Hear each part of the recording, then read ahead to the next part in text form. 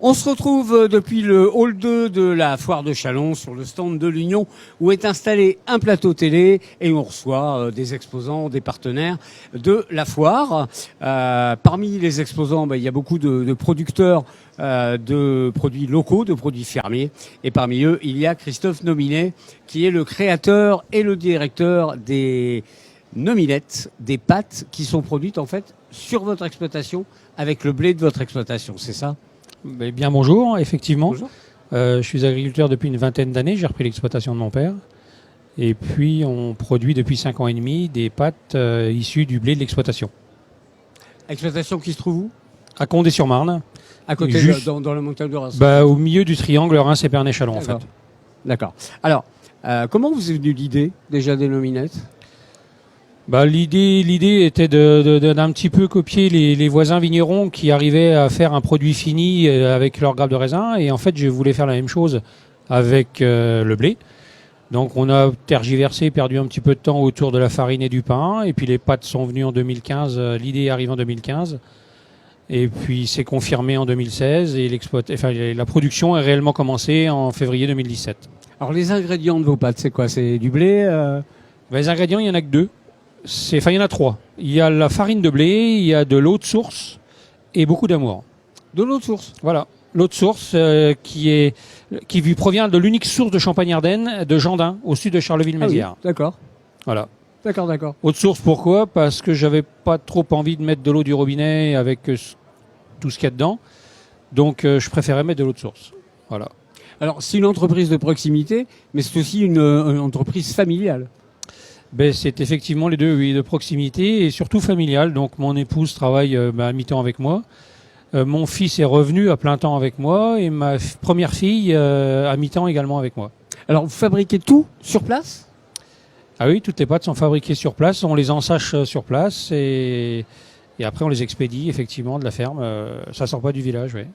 Alors la gamme comprend plusieurs sortes de pâtes, nature, gourmande, semi-complète, blé sarrasin, complète, champenoise. Champenoise, il y a quoi dedans ? Du raisin ? Champenoise, c'était pour faire un petit clin d'œil aux voisins vignerons. En fait, on a fait une grappe de raisin blanche et une grappe de raisin rouge.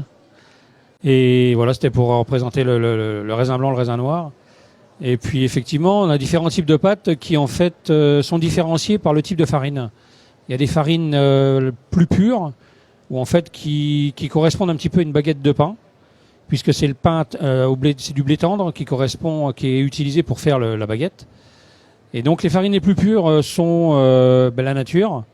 Et puis ensuite on a de plus en plus de fibres et on arrive à des farines semi-complètes, complètes, comme du pain complet.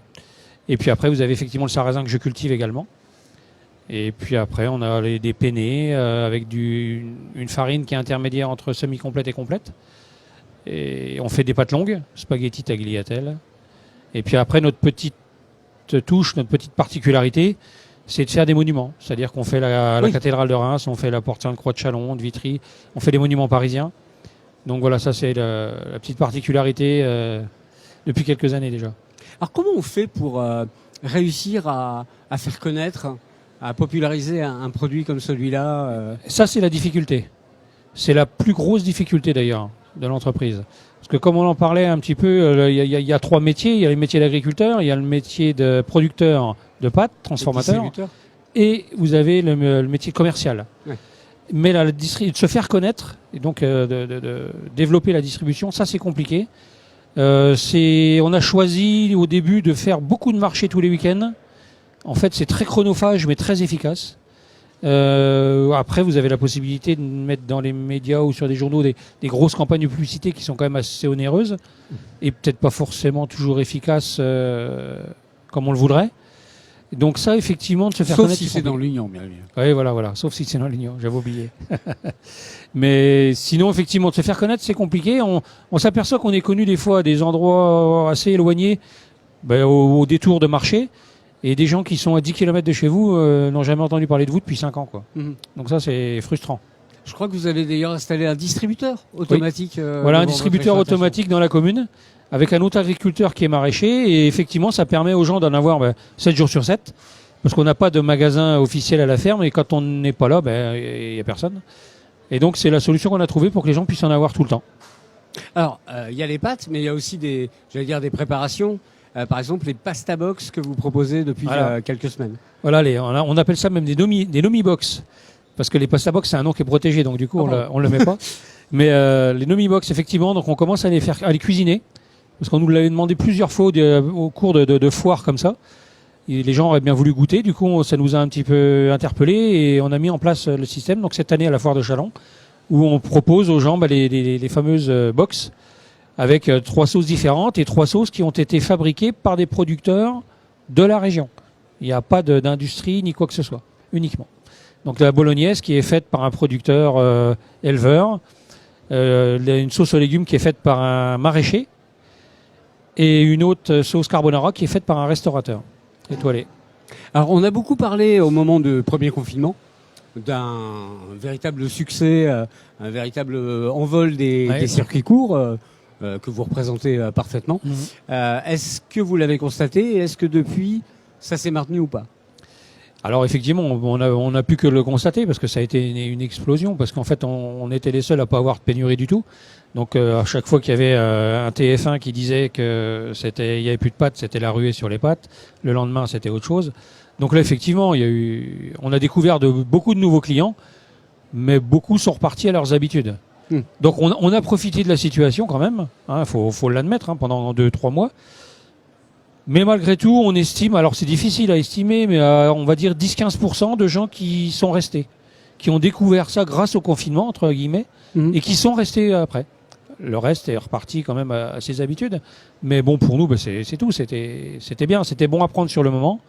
C'est bien d'avoir récupéré quelques clients. Maintenant, à nous de développer et puis d'agrandir le cercle. Justement, comment développer les circuits courts, d'après vous, avec votre expérience?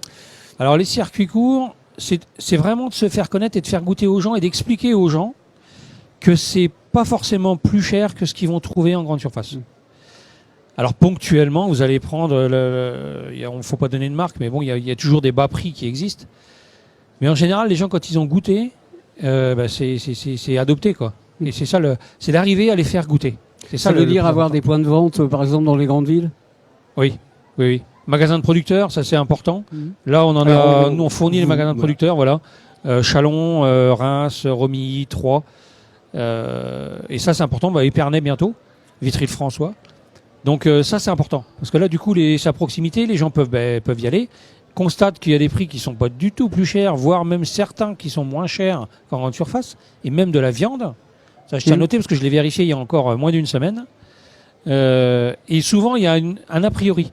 Les gens poussent pas la porte en se disant « Oh, ça va sûrement être plus cher ».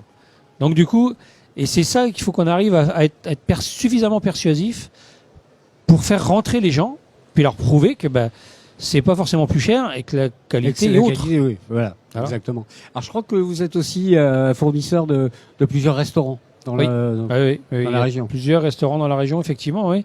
Bons clients et sur Reims, le tablier sur Reims, effectivement, et qui a le même à Troyes.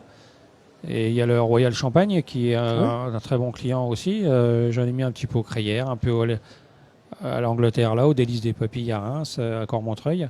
Donc effectivement, les restaurants, donc on les démarche pas parce qu'on manque de temps. Ce sont eux qui se sont manifestés, mais ça fonctionne très bien en restauration.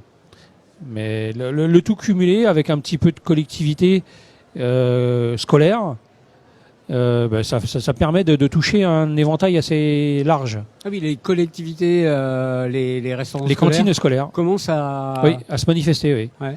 Donc parce que ils ont de leur côté un petit peu d'obligation de prendre dans l'année quelques produits locaux ou bio, et du coup ça nous permet de nous faire connaître à ce niveau-là et de pouvoir en fournir quelques-uns. Ouais. Alors on a oublié de le préciser, vous êtes dans le hall 1 de la foire de Châlons. Oui. Vous vendez les Nomi Box. Les Nomi Box et puis nos pâtes. D'accord. Voilà, dans le hall 1, allez A. Et puis après, ceux qui sont intéressés et qui ne peuvent pas venir forcément à la foire, il y a la ferme du centre à Châlons, qui est le magasin de producteurs au centre-ville. Sacré Fermier à Reims, à Frignicourt. Vous en avez prochainement à Épernay. Et là, vous trouverez tous ces produits-là. Il faut venir les découvrir au moins à la foire de Châlons. C'est mieux. Parce que c'est un conseil personnel.